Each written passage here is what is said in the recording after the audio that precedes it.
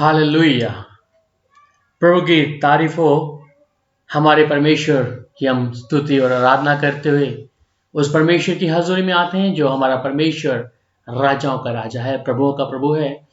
और इस समय मैं स्तुति फाउंडेशन के लिए और पास्टर सुनील के लिए शुक्रिया करता हूं जिन्होंने अपने पेज पर मुझे आने के लिए मौका दिया और खुदा के कलाम को कि मैं जीवित खुदा का जीवित कलाम उसके लोगों में लेके आऊं। और मैं प्रभु का धन्यवाद करता हूं कि इस इंतज़ाम के लिए जो खुदा ने हमारे लिए किया है, और हम सच में परमेश्वर के शुक्रगुजार हैं। और स्तुति फाउंडेशन के लिए जो एक मीडिया के थ्रू ये काम कर रहा है और अलग अलग प्रभु के दासों को मौका देते हैं कि खुदा के कलाम को दुनिया भर में अलग अलग स्थान पर ये पहुंचा पाएँ। और ये हमारे लिए एक खुशी की बात है और हम प्रभु का धन्यवाद करते हैं। आइए हम उससे पहले आराधना में जाने से पहले हम सब प्रार्थना करेंगे और अपने परमेश्वर यहोवा के लिए उसके हर एक उपकारों के लिए धन्यवाद करेंगे। आइए हम प्रार्थना करें।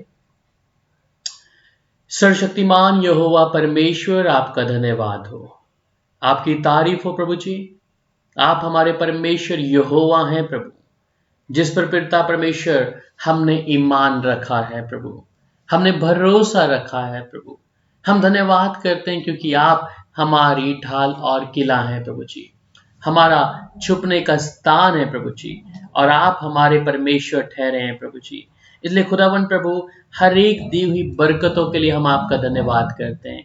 यहोवा परमेश्वर, आपकी हर एक इच्छा जो हमारे जीवन के द्वारा आप चाहते हैं उसे करें प्रभु जी। पिता, खासतौर पे इस प्लेटफॉर्म के लिए हम धन्यवाद करते हैं, खासतौर पे स्तुति फाउंडेशन मीडिया के लिए, तेरे दास के लिए प्रभु, पास्टर सुनील के लिए प्रभु, हम प्रार्थना करते हैं प्रभु, जिन्होंने प्रभु ये मौका दिया कि हम खुदावन के कलाम को प्रभु इस मीडिया के जरिए प्रभु जी लोगों तक लेके आए प्रभु जी। इसलिए राजा, हम धन्यवाद करते हैं आपका प्रभु जी, शुक्रिया करते हैं मेरे राजा प्रभु जी कि आपने प्रभु जी हमें अपने नजदीक आने के लिए मौका दिया प्रभु जी।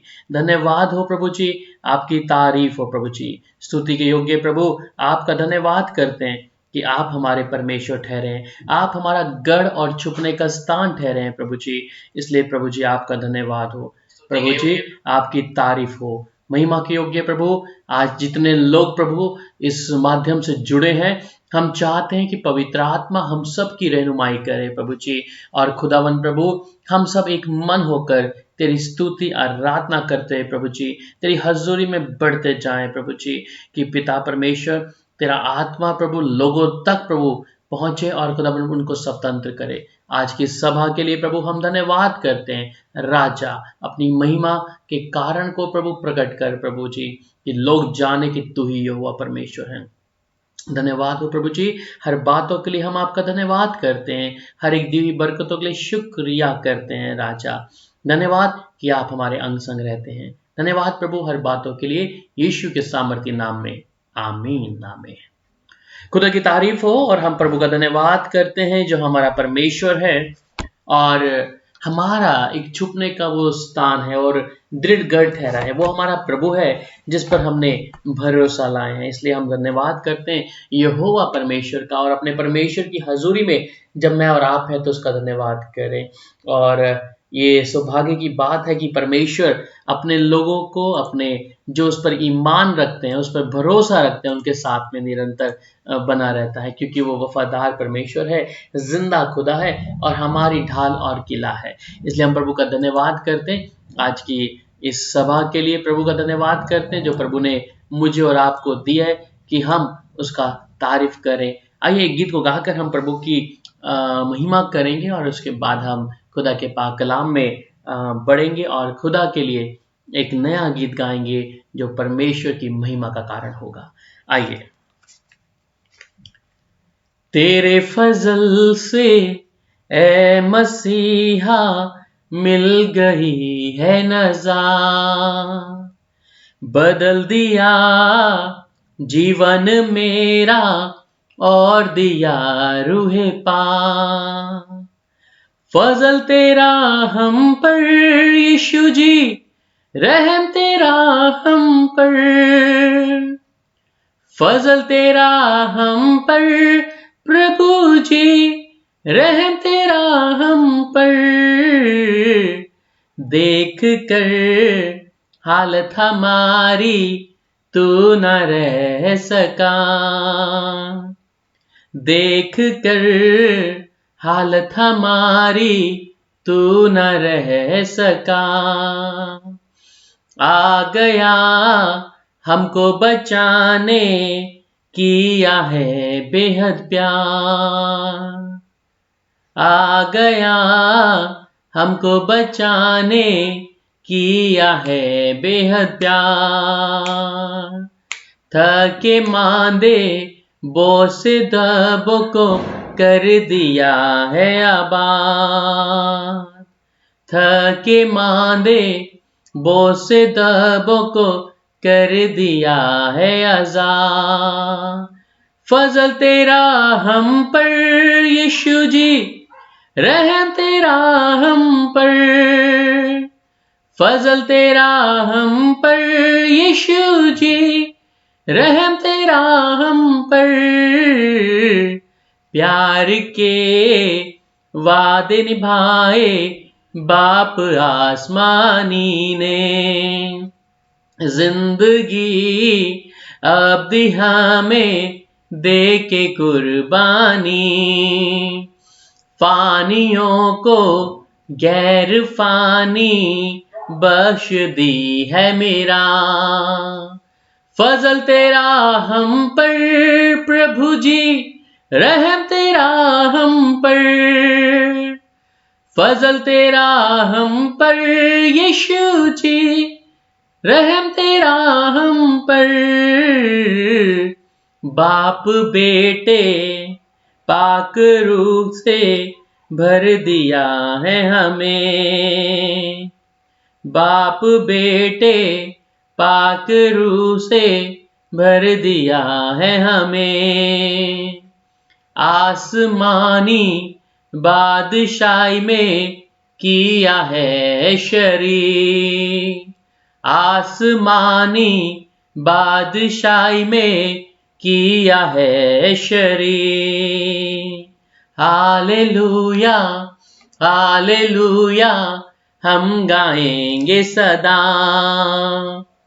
हालेलुया हालेलुया हम गाएंगे सदा, हालेलुया हालेलुया हम गाएंगे सदा। खुदा की तारीफ हो सर्वशक्तिमान यहोवा परमेश्वर की, और वो हमारा परमेश्वर है जिस पर हमने उम्मीद रखी है, जिस पर हमने भरोसा रखा है, और फजल उसका हमारे लिए काफ़ी है। आप हमेशा जानते हैं कि पौलुस परमेश्वर के सामने अपनी परेशानियों को लेके गया, और पौलुस को परमेश्वर ने एक ही बात कहा, पौलुस मेरा अनुग्रह तेरे लिए काफ़ी है, so his grace is sufficient for me. So हम प्रभु का धन्यवाद करते हैं, और इस समय हम प्रभु का धन्यवाद करते हैं एक बार उसकी पाक हजूरी में, जो हमारा खुदाबंद, हमारा राजा है और हमारा परमेश्वर है। आइए हम खुदा के कलाम में आज जाएंगे, और खुदा के कलाम में से हम देखेंगे कि पहला थिस्सलुनीकियों और उसका 5 अध्याय और उसकी 23 आयत, द फर्स्ट थिस्सलुनीकियंस चैप्टर 5 वर्स 23। ये कुछ अहम बातें हैं जो हमें आज खुदा के कलाम से हम सब सीखेंगे, और ये आत्मा प्राण शरीर के विषय में है, और हम एक विश्वासी हैं, हम एक प्रभु का मंदिर हैं, और इस मंदिर में परमेश्वर रहना चाहता है। पर इन आत्मा प्राण शरीर के विषय में परमेश्वर क्या कहता है, हम उसके विषय में देखेंगे।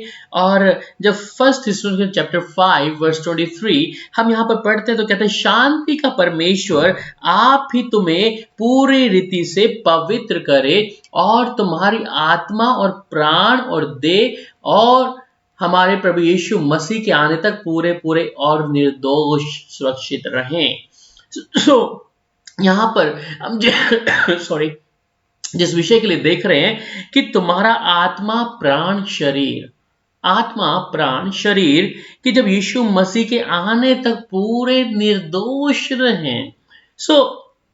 इस वचन को जब हम देखते हैं कि परमेश्वर ने जिस मनुष्य को बनाया है अपने स्वरूप और समानता पे, ये परमेश्वर जो हमसे चाहते क्या है, और ये परमेश्वर जब हमारे लिए और आपके लिए एक ही बात कहते हैं कि ये परमेश्वर के बनाए हुए मैं और आप जो लोग हैं, इस बात को अच्छे से क्या करें, जान लें कि परमेश्वर हमें चाहते हैं कि हम निर्दोष हों, और निर्दोष इन द सेंस कि हम पाक हों परमेश्वर के सामने, हमारे अंदर कोई दाग ना हो, कोई झुर्री ना हो। ऐसी कई चीजें हैं जिसके विषय में मैं और आप यहाँ पर इस समय देख रहे हैं।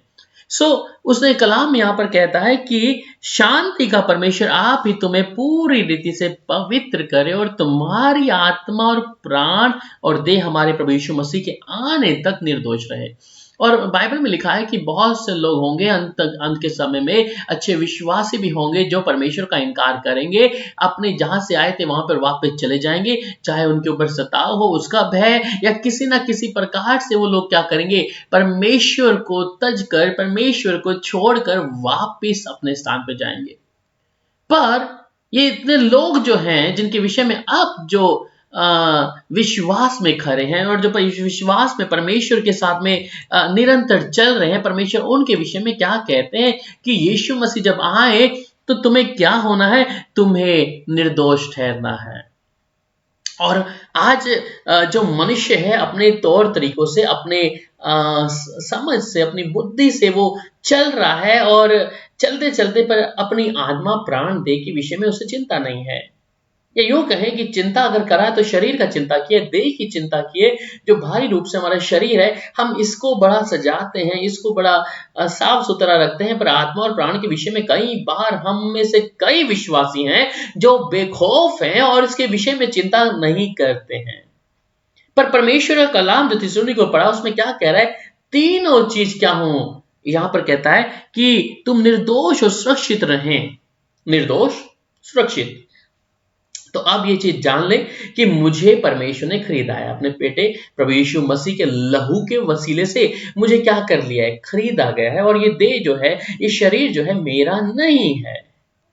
पर बाइबल में इब्रानियों 4:12 में क्या कहता है, आप बहुत वाकिफ होंगे इस कलाम से, क्योंकि परमेश्वर का वचन जो यहां पर कहता है कि जीवित है और प्रबल है और हर एक दो धारी तलवार से भी बहुत ज्यादा चौका है, और जीव और आत्मा और गांठ गांठ और गुदे गुदे को अलग करके वार पार छेदता है और मन की भावना और विचारों को जांचता है। तो ये परमेश्वर का कलाम सुनने के लिए सबसे पहले हलीम होना जरूरी है। वचन में कई जगह लिखता है कि परमेश्वर का कलाम जो है हथौड़े का काम करता है, ठीक है, तो आईने का काम करता है। तो इस कलाम को पढ़ने के लिए एक मनुष्य का जीवन होना कैसा है, उसे किस तरीके से वचन के साथ चलना है, क्या मैं एक मसीह तौर पर ही, मसीह विश्वासी तौर पर जी रहा हूं, क्या मेरा जीवन इतना ही काफी है, या मेरे को इससे आगे और प्रभु में आना है। तो ये एक विद्धार पाया और नया जन्म पाए वाला व्यक्ति अवश्य जरूर इस बात को अपने जहन में रखता है कि मुझे क्या रखना है, बेदाग रहना है, मुझे बेदाग रहना है। पौलुस रसूल क्या कहते हैं उस बाइबल में कि मैं उन दुल्हनों को तैयार कर रहा हूं कि जब दूल्हा आए तो उन्हें दूल्हे को सौंप सकूं, बेदाग, ठीक है। तो अब बेदाग होने के लिए क्या कर रहा है, परमेश्वर का कलाम। हमारी सफाई कौन करता है, खुदा का कलाम। हमारी जब गलतियां होती हैं, पाप होता है जीवन में, और कई बार हम निग्लेक्ट करते हो, कोई बात नहीं, शरीर के विषय में है, कोई बात नहीं, शरीर तो मिट्टी में जाना है, man comes from the dust, he will return to dust. हम अक्सर ये बातें करते हैं कि मनुष्य मिट्टी से ही बनाया गया और मिट्टी में मिल जाएगा। So what about your soul and the spirit, right. So अब सोल और मेरा प्राण और आत्मा के विषय में क्या है, हम यहां पर देख रहे हैं आज इसी कलाम को, जहां पर दूसरा कुरिन्थियों और उसका 5:17 में अगर आप पढ़ते हैं तो इस बाइबल में वचन में लिखता है कि दूसरा कुरिन्थियों 5 और उसकी 17 आयत, यहाँ पे कहते हैं यदि कोई मसीह में है तो वो नई सृष्टि है, तो पुरानी बातें बीत गई, देखो सब कुछ नया हो गया है। सो अब पुरानी बातें फिर भी मेरे मन में चल रही हैं, मेरे जहन में चल रही हैं, मेरी आत्मा प्राण में आ रहा है दोबारा से। जब मैं नई सृष्टि हो गया हूं तो मेरा मन पुरानी बातों पे क्यों भटक रहा है? आज बहुत से विश्वासी हैं जो दावा करते हैं कि हम प्रभु के साथ नया जन्म पाए हुए हैं, और वो तुलना करते हैं प्रभु के नए जन्म की तुलना सिर्फ 32वें तक, और 32वें के बाद में कहते हैं ये नया जन्म का अनुभव है। ये नए जन्म का अनुभव नहीं है, क्योंकि पुरानी बातें अभी तक नहीं गई हैं। पुरानी चीजें अभी तक क्या देह में रखी है। तो वचन यहाँ पर क्या कह रहा है? यदि कोई मसीह में है तो वो नई सृष्टि है, पुरानी बातें बीत गई। तो अगर मैं पुरानी बातों की ओर फिर रहा हूं, मेरे जीवन की पुरानी बातों की ओर मैं वापस मुड़ रहा हूं, तो इसका मतलब क्या है कि मैं अभी तक नया जन्म नहीं पाया हूं, मैं प्रभु के साथ में नहीं चल रहा हूं। मुझे करना क्या है? मैं सिर्फ शरीर तक, वचन में एक जगह लिखता है कि अब तुमने क्या किया, आत्मा में शुरुआत करके शरीर में लाके रोक दिया अभी। तो ऐसे बहुत मसीह लोग हैं। पर यहां पर एक चीज मैं और आपको बताना चाहूंगा जो प्रेरितों की काम 19:11 में मिलती है। और ये प्रेरितों के काम जब आप 19 अध्याय और उसकी 11 आयत को पढ़ते हैं तो यहां क्या कह रहा है? वो कहता है और परमेश्वर पौलुस के हाथों में से सामर्थ और अनोखे काम दिखाता था। ठीक है, अब यहां पर पौलुस उसके द्वारा अनोखे काम दिखा रहे हैं। अब अनोखे काम के साथ में कहता है, क्योंकि यूहन्ना 3:1 में क्या कहता है, जो आत्मा का आत्मा का है वो आत्मिक में मिला रहता है। ठीक है, तो पौलुस के द्वारा जब ये काम हो रहे थे तो पौलुस का जीवन हम पहले देख रहे हैं कैसा है। उसका जीवन सताव था, लोगों के ऊपर करने वाला, लोगों को तंग कर रहा था। पर जब जीवन परिवर्तन हुआ तो वही पौलुस अब क्या कर रहा है? परमेश्वर के सामर्थ के काम उसके हाथों के अनोखे दिखाता था परमेश्वर। ये दिखाने के लिए, अगर हम कई बार सोचते हैं मैं आई am not worthy, I am not holy, so how I came to in the presence of God. तो समटाइम कुछ कई बार ये ऐसा होता है, पर नॉट ऑलवेज। ठीक है, पर पवित्र आत्मा हमें कायल करता रहता है। हमारे देह में, हमारे शरीर, आत्मा, प्राण में जब प्रभु की हजूरी को हम नहीं देख पा रहे हैं, और कई बार नहीं भी देखते हैं, जब हम आत्मिक दशा से शुरू करके शरीर पे लेके रुक जाते हैं तो हम सिर्फ शरीर की बातों पे मन लगा रहे हैं। इन द सेंस कि हम क्या खाएंगे, क्या पिएंगे, क्या हमारे पे घर होगा, क्या गाड़ी होगा, ये तमाम चीजें में आके आत्मा में शुरुआत अच्छी थी, परंतु शरीर में आके क्या कर दिया, उसे समाप्त कर दिया। और ये है कि चौकसी ना करते हुए हम क्या कर रहे हैं? अपने आप को फाड़ खाने वाले के हाथ में झोंक रहे हैं। हम लोग पढ़ लेंगे यूहन्ना 3 अध्याय उसकी 1 आयत में, और यूहन्ना 3:1 में क्या कहता है उसको प्लीज हम लोग पढ़ लेते हैं, आपके लिए भी अच्छा रहेगा। क्या कहता है यूहन्ना, फरीसियों में से निकोदेमुस नाम का एक मनुष्य था जो फरीसियों का सरदार था। उसने रात को यीशु के पास उससे कहा, हे रब्बी, हम जानते हैं कि तू परमेश्वर की ओर से गुरु होकर आया है, क्योंकि कोई इन चिन्हों को जो दिखाता है, यदि परमेश्वर उसके साथ ना हो तो दिखा नहीं सकता। और यीशु ने उसको उत्तर दिया, मैं तुझसे सच कहता हूं कि यदि नए सिरे से ना जन्मे तो परमेश्वर के राज्य को नहीं देख सकते। अभी ये कौन है यहां पर? निकोदेमुस कौन है? यहूदियों, फरीसियों में से निकोदेमुस एक मनुष्य था, फरीसियों में था। अब निकोदेमुस ने उससे कहा, मनुष्य जब बूढ़ा हो गया तो क्यों कर जन्म ले सकता है? क्या वह अपनी माता के घर में दूसरी बार प्रवेश करके जन्म ले सकता है? तो यीशु ने उत्तर दिया कि मैं तुझसे सच सच कहता हूं कि यदि कोई मनुष्य जल और आत्मा से ना जन्मे तो परमेश्वर के राज्य में प्रवेश नहीं कर सकता। जो कोई जल और आत्मा से ना जन्मे, अभी निकोदेमुस फरीसियों का सरदार है, फरीसियों के लोगों में बीच में रहने वाला व्यक्ति है, तो यहाँ क्या कह रहा है? नए जन्म को मांग रहा है। ये नए जन्म का अनुभव मेरे पास कैसे आएगा? हमने कहा कि पुरानी बातें बीत गई, अब देखो सब कुछ नया। 2 कोरिन्थियों 5:17 में, तो अब पुरानी बातें बीती हैं तो मेरे जीवन में स्वभाव क्या है? मैं वाकई में परमेश्वर के मुताबिक चल रहा हूं? क्या परमेश्वर की कही हुई बातों के अनुसार मेरा जीवन है, या मैं शरीर पर मन लगा के बैठ गया हूं भी, ये शरीर मेरा है, इस शरीर के द्वारा मैं कुछ भी करूं? वहां पर एक जगह और हम लोग पढ़ेंगे जहां पे यूहन्ना की इंजील में ही और उसका 6 अध्याय और उसकी 63 आयत में क्या कहता है। ये बहुत जरूरी है कि हमने आज जो हमारे जिस विषय में हम बात कर रहे हैं कि लोग शरीर पे आकर क्या करें, शरीर में आकर समाप्त करें। आत्मा में शुरुआत थी, आत्मा में शुरुआत अच्छी थी, पर अब आत्मा में आकर शरीर में क्या कर दिया, समाप्त कर दिया। और बहुत से लोग हैं ऐसे जो ऐसा कर रहे हैं, हो सकता है आप में से भी हो, जो चाह रहे हैं कि हम प्रभु से फिर से एक संबंध बनाएं, अपने उस पाप को फिर से हम छोड़ दें।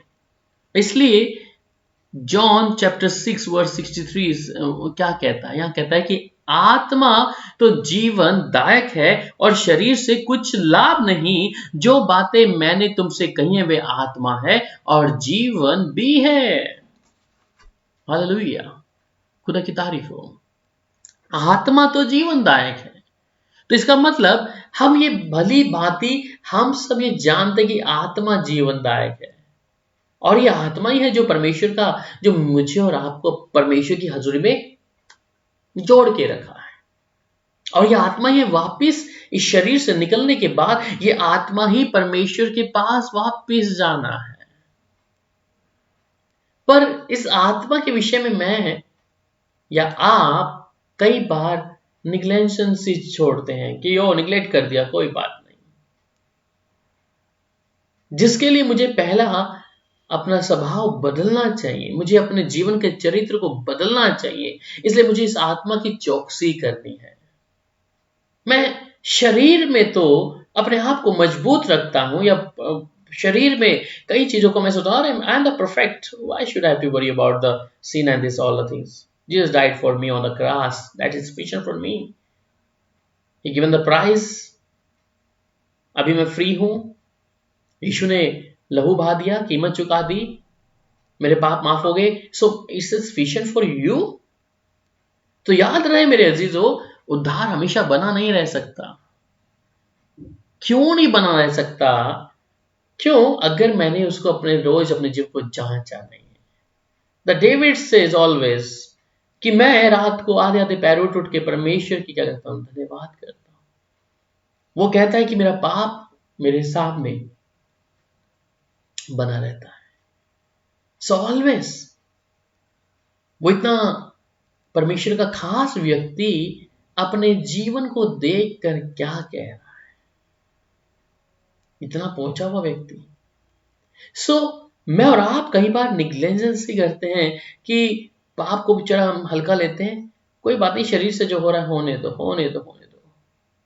पर आत्मा में आई कमजोरी हमारे लिए परमेश्वर के राज्य में लाने के लिए हमें दरवाजे बंद हैं। मुझे क्या करना था?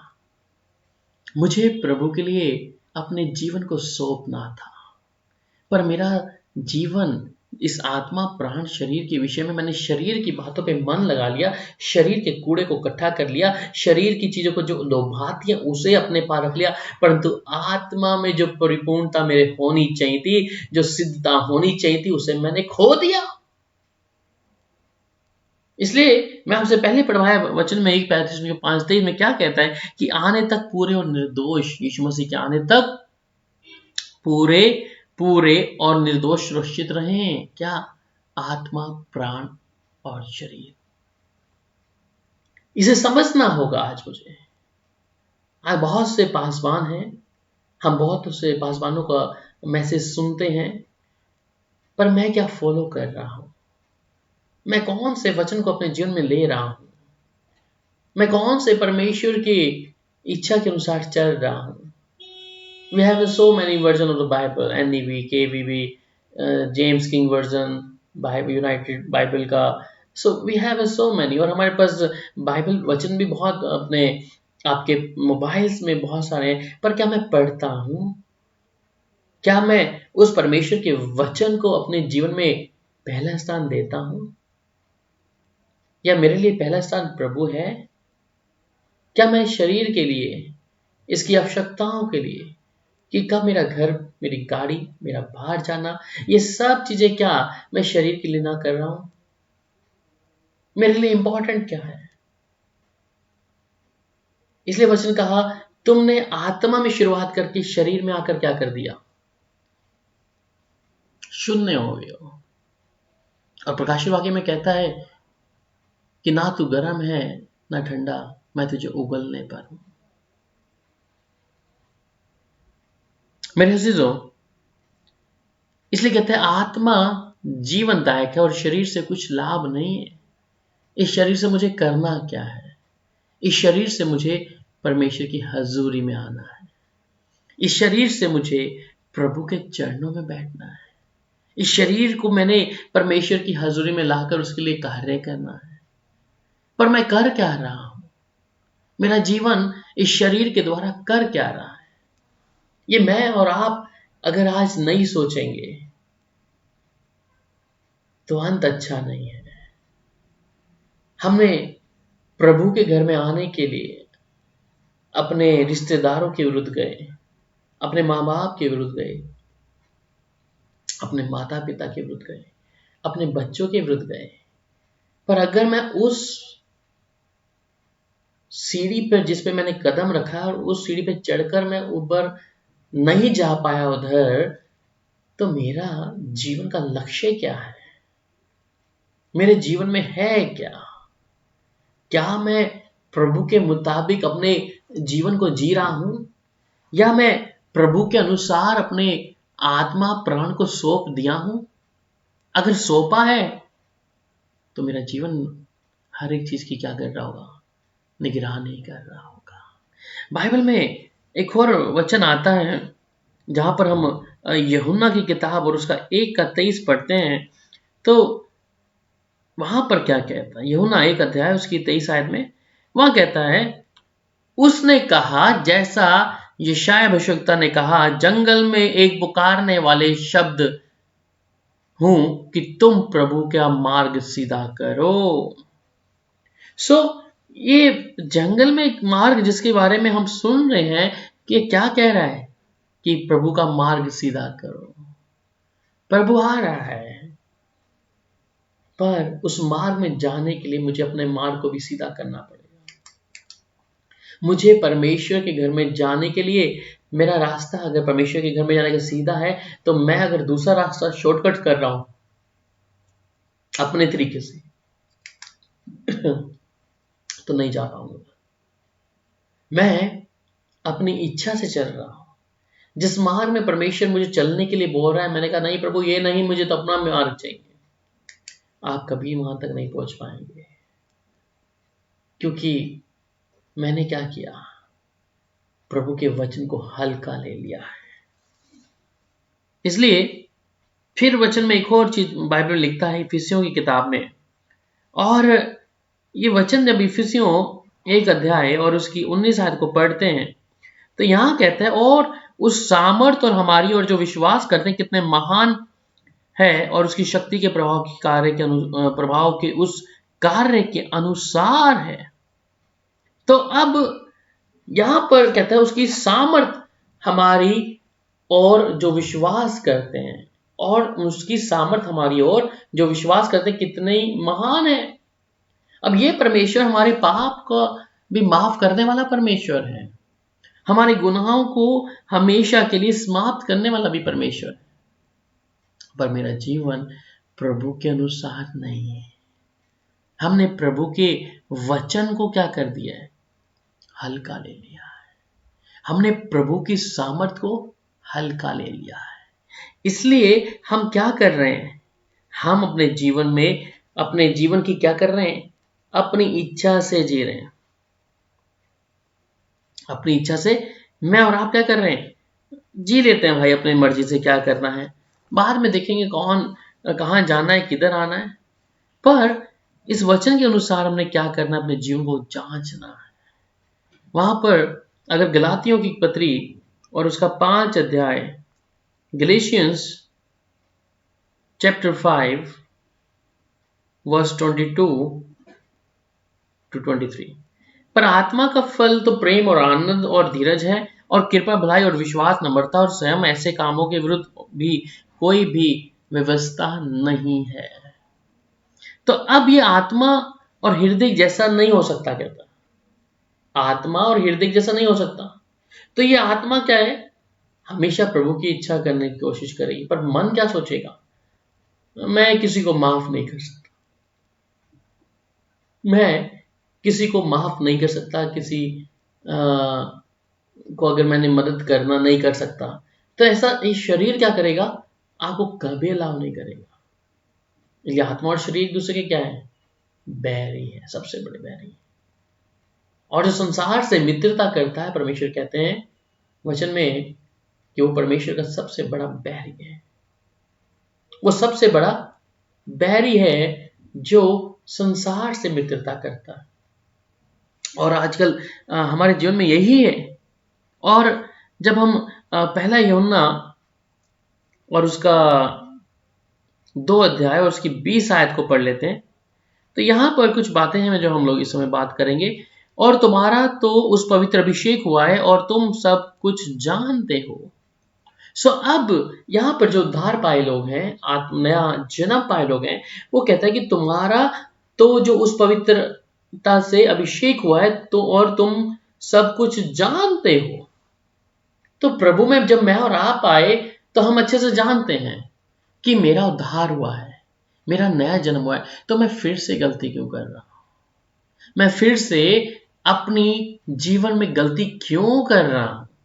ये सब कुछ होने के बावजूद भी मेरा जीवन परमेश्वर के मुताबिक नहीं है।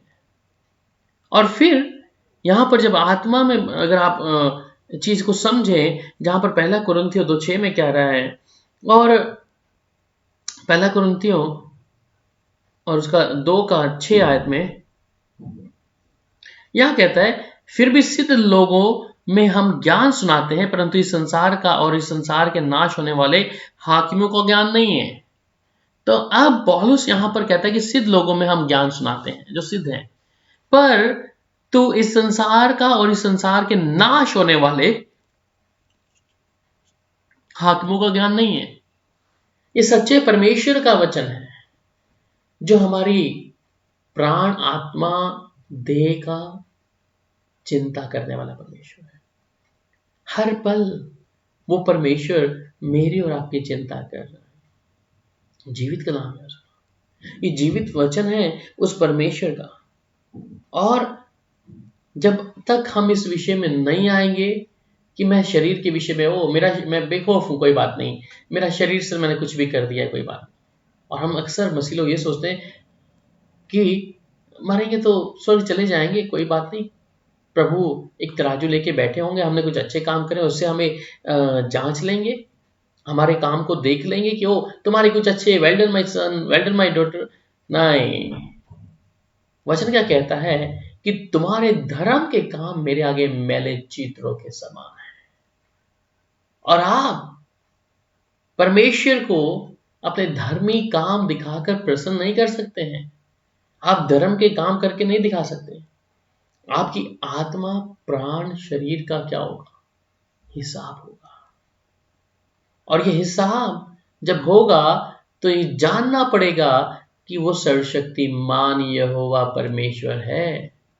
वो हमारी ढाल है, हमारा किला है। वो कोई इंसान नहीं है। वो हमारी एक चीज को क्या करेगा? जांचेगा, मेरे जीवन को जांचेगा, मैं कैसे उसके सामने खड़ा होऊंगा। अगर आपको आज प्राइम मिनिस्टर के सामने खड़ा होना, आप किस तरीके से आएंगे? आप पहले ही तैयारी, अगर आपको इनविटेशन है पहले से,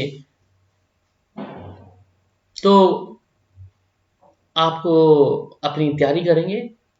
मैं कैसा बाल बनाना है, मैं कैसा कोट पैंट पहन के जाना है, क्या सूट मेरे शरीर पे होना है, क्या जूते मेरे पास होने हैं। अगर प्राइम मिनिस्टर ऑफिस से आपको एक इनविटेशन आता है, आप अपनी तैयारी क्या करेंगे? बहुत बेहतरीन तरीके से करेंगे।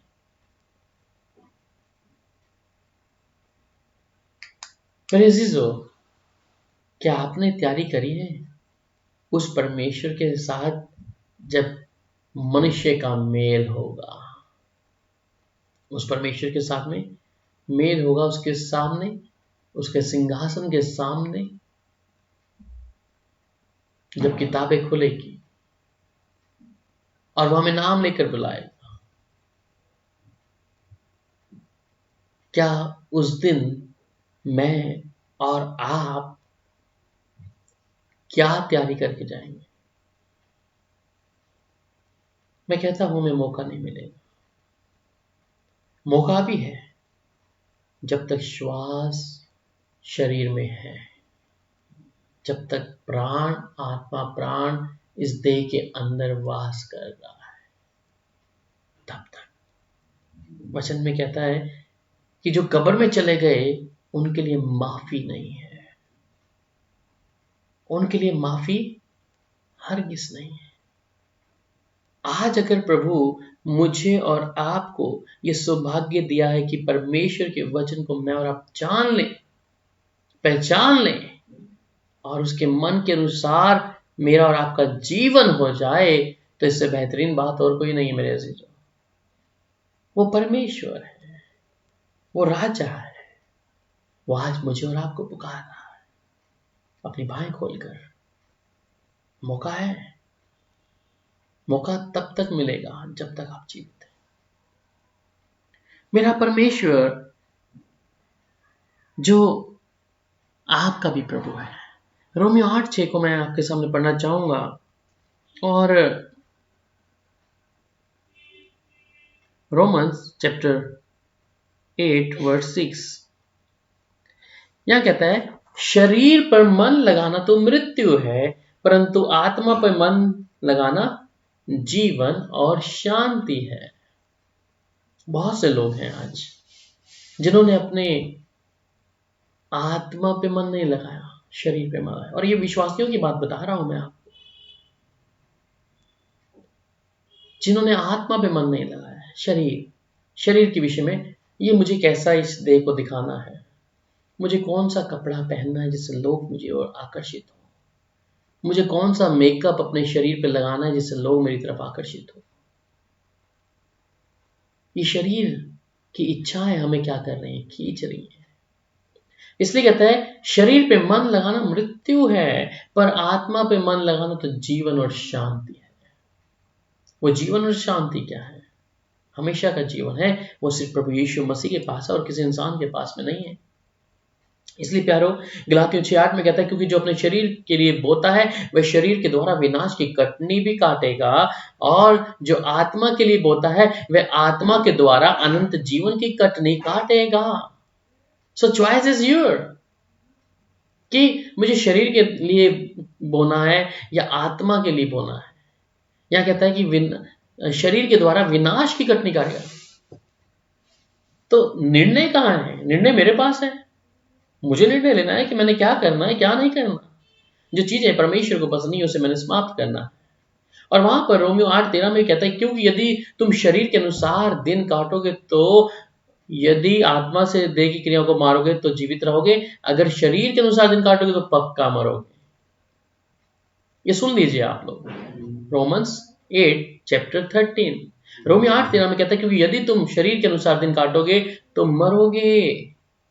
ये शरीर को जब तक आप अच्छा रखते रहेंगे ना, इसकी ज्यादा केयरिंग कर करके, लोगों के सामने मुझे कैसा दिखना है, मुझे कैसा मेकअप करना है, मेरा हेयर स्टाइल क्या है, आइए बहन, लोगों के बीच में कई चीजें हैं। पर वचन में कहा कि जो मैं पहले आयत पढ़ा कि जो शरीर पर मन लगाता है, लगाना तो मृत्यु है। तो शरीर पे मन लगाना, मैं शरीर की इच्छाओं को क्या कर रहा हूं, उसको बढ़ा रहा हूं, उसको मैंने मौका दे दिया अपने शरीर को। और यहां क्या कहता है कि शरीर की तो मरोगे, यदि आत्मा से देह की क्रियाओं को मारोगे तो जीवित रहोगे। और मेरे को और आपको करना क्या है? What I have to do? मुझे आत्मा की आवाज को पहला स्थान देना है। प्रभु की ओर से हमारे अंदर वो जीवन का श्वास जब फूका, ये आत्मा मेरे और आपके अंदर डाला गया। इस शरीर, इस मांस, ये लोथ है ना, इसके अंदर डाला गया है। इसलिए प्रभु का वचन क्या कहता है? माई पीपल आर, हिंदी में कहता है कि मेरी जो प्रजा है ज्ञानता के कारण नाश हो रही है। They're destroying without the knowledge of the God. प्रभु ने मुझे और आपको ये सौभाग्य दिया वचन को जानने के लिए। वहां रोमियो 13:14 में क्या कहता है, वरन प्रभु यीशु मसीह को पहन लो और शरीर के अभिलाषों को पूरा करने का उपाय ना करो। That's a wonderful verse कि प्रभु यीशु मसीह को पहन लो और शरीर के अभिलाषों को पूरा करने का उपाय ना करो। उपाय ना करो फिर। और गलातियों 3:27 क्या कहता है कि जिन्होंने बपतिस्मा लिया उन्होंने मसीह की देह को पहना है। हम मसीह की देह को पहनने के बाद भी क्या कर रहे हैं? गुनाह कर रहे हैं, पाप कर रहे हैं, और वो चल रहा है, सब कुछ ये चल रहा है। और यहां क्या कह रहा है कि तुम प्रभु यीशु मसीह को पहन लो और शरीर की अभिलाषाओं को पूरा करने का उपाय ना करो। अगर पहन लिया है प्रभु को, फिर शरीर की इच्छा को पहले लेके ना आए। अब बहुत से लोग हैं जिन्होंने इन वचनों को दबा दिया है। कुछ विश्वासी सुनना नहीं चाहते, कुछ पासबान प्रचार नहीं करना चाहते। कलीसिया है, लोग बुरा मान जाएंगे, विश्वासी हैं, चर्च नहीं आएंगे। We don't play with the congregation. हम कलीसिया के साथ में, लोगों के साथ नहीं खेल सकते हैं। ये सच्चाई है जो हमें लोगों को बताना है। We have to spread the gospel, what the Bible says, the truth, what the Bible say, कि तुम सत्य, you know the truth and you will be, you set you free. तुम सत्य को जानोगे, सत्य तुम्हें आजाद करेगा। यही तो आजादी है कि तुम सत्य को जानो, कि अपनी आत्मा, प्राण, शरीर के विषय में भी चौकस रहो। शरीर से जो कर रहे हैं अच्छी बात है, पर आत्मा प्राण को क्या नुकसान हो रहा है? पर बाइबल में क्या लिख रहा है मैंने आपको पहले बता दिया कि यदि कोई शरीर के अनुसार दिन काटेगा तो पक्का मरेगा, और जो आत्मा से देह की क्रियाओं को मारोगे तो जीवित रहोगे। मैं एक और वचन आपके सामने पढ़ना चाहता हूं, और ये कहता है रोमियो 8:7 में, क्योंकि शरीर पर मन लगा तो परमेश्वर से बैर रखना है, क्योंकि ना तो परमेश्वर की व्यवस्था के अधीन है और ना हो सकता है। So it's up to you, आप किस प्रकार परमेश्वर के वचन को लेते हैं, आप किस प्रकार अपने जीवन में प्रभु को पहला स्थान देते हैं। That is up to you. ये आपको जानना पड़ेगा। मेरा जीवन, मेरी देह, ये परमेश्वर का मंदिर है। मुझे आत्मा, प्राण, शरीर की भी चौकसी करनी है।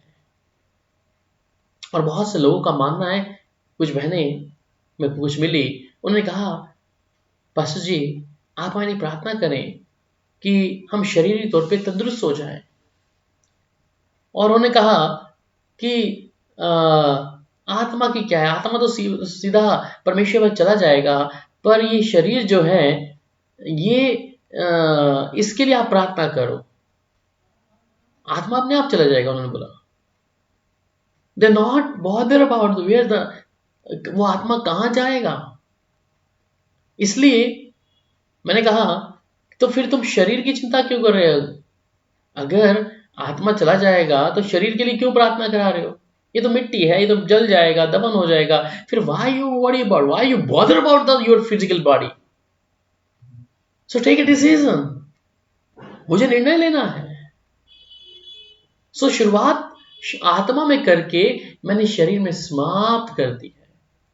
और बहुत से बहन भाई लोग यही हैं, जब उनको किसी विषय में हम बोला जाता है कि प्रभु का वचन ये हमें हिदायत देता है, कहता है, वो the people will change their churches. They searching that this type of pastor, those are उनके मन के अनुसार बोलने वाले हों। बाइबल में क्या कहता है कि कुछ लोग ऐसे हैं जो ऐसे प्रचारकों को, पहले तीमोथेयुस में लिखता है, ऐसे प्रचारकों को ढूंढते हैं जो उनकी कान की खुजली मिटाएं। We have no options. हमें परमेश्वर के लिए ये चीज सुनना पड़ेगा, करना पड़ेगा। मैंने आपको बता दिया कि जो शरीर पे मन लगाता है वो पक्का मरेगा। और परमेश्वर का कलाम कहता है जो आत्मा और शरीर एक दूसरे के बैरी हैं। सो आज प्रभु हमें इस वचन के द्वारा अपने नजदीक लेके आ रहा है। We are not perfect, I am saying always, we are not a perfect, but we have to try. हम एक ट्राई कर सकते हैं प्रभु के अनुसार, परमेश्वर की हजूरी में हम अपने आप को रख सकते हैं। हम कह सकते हैं कि प्रभु आप मुझ पर दया करें। सो मैं चाहूंगा कि हम आज प्रार्थना करें इस आत्मा, प्राण, शरीर के विषय में। हम शरीर की बातों पे मन लगा के बैठे हैं, परंतु आत्मा के विषय में मेरी कोई चौकसी नहीं है। अगर आप तैयार हैं, अपने स्थान पर जहां पर भी आप देख रहे हैं, सुन रहे हैं, मेरा ईमान है that God will be to touch you right now. Let's pray. मेरे पिता, मैं आपका धन्यवाद करता हूं। तू मेरा यहोवा परमेश्वर है, मेरी ढाल और किला है। मैं ये आज मानता हूं प्रभु कि मैं पापी हूं। मैंने शरीर पर लाकर अपनी आत्मा के कामों को समाप्त कर दिया। मैं आत्मा में शुरुआत किया, परंतु शरीर में आकर मैंने उसे समाप्त किया। मेरे राजा, मेरे प्रभु, मेरे उद्धारकर्ता, मैं अपने एक एक पाप को प्रभु तेरे सामने उजागर करता हूं। मैं मानता मैं तेरे विरुद्ध में गुनाह किया है प्रभु, परंतु तेरा स्वभाव प्रभु माफी देने का है। मैं आज अपने जीवन को प्रभु तेरे लहू में छुपाता हूं। प्रभु हम पर दया करें। मैं अपनी आत्मा, प्राण, शरीर को भी प्रभु, जो तेरी ओर से दिया हुआ एक तोहफा है प्रभु, इसे सौंपता हूं तेरे चरणों में प्रभु। आपका निर्णय प्रभु मेरे जीवन में चाहता हूं। आप जो भी चाहते हैं मेरे जीवन में प्रभु से करें। इस समय प्रभु जी, मैं हर एक भाई बहनों को प्रभु, इस समय देखने वाले हर एक भाई बहनों को प्रभु, चाहे वो फेसबुक के जरिए है, यूट्यूब के जरिए है, जहां पर भी लोग देख रहे हैं, मेरी प्यारी बहन, मेरे प्यारे भाई, प्रभु आपको इसी समय अपनी बाहों में ले रहे हैं। उसे स्वीकार करें। अपने हृदय को जब आपने उसके लिए खोला है, तो प्रभु का आत्मा मुझे और आपको आज आजाद कर रहा है। आज आपको आजाद कर रहा है कि आप स्वतंत्रता से प्रभु की हजूरी में आए। वो प्रभु अपनी बाहें खोल दिया है। अपने जीवन को प्रभु के हाथ में सौंप दें कि मैं प्रभु तैयार हूं। मैं अपने जीवन को प्रभु तेरे हाथों में सौंपा है, मैं तैयार हूं। आपकी महिमा हो प्रभु, आपकी तारीफ हो प्रभु, महिमा की योग्य प्रभु, आपकी तारीफ हो। हम सबको एक बार फिर से अपनी आत्मा की भरपूरी से भरने के लिए, तरोताजा करने के लिए, अपने वचन की भूख और प्यास के द्वारा प्रभु हमें तृप्त किया। हम धन्यवाद करते हैं। हम सब प्रभु तेरे चरणों में अपने शीश को नवाते हैं प्रभु, जिससे प्रभु आपकी महिमा हो। आप बढ़े, हम घट जाएं। आपका धन्यवाद। हम सबको प्रभु पवित्र आत्मा की सामर्थ्य से भरपूरी दी, हर खालीपन को भर दिया, पाप के हर एक स्वभाव से हम सबको निकाल दिया। सिर्फ तेरी ओर देखें प्रभु, और आप ही हमें नजात देते हैं प्रभु। आज की संगति को करने के लिए प्रभु मदद किया। प्रभु यीशु आपका धन्यवाद। प्रार्थना को हम यीशु के नाम से स्वीकार करते हैं। आमीन, आमीन, आमीन। प्रभु आपको बरकत और आशीष दे, और प्रभु की पाक हजूरी में निरंतर निरंतर आप बने रहें। और फिर से सबको शालोम।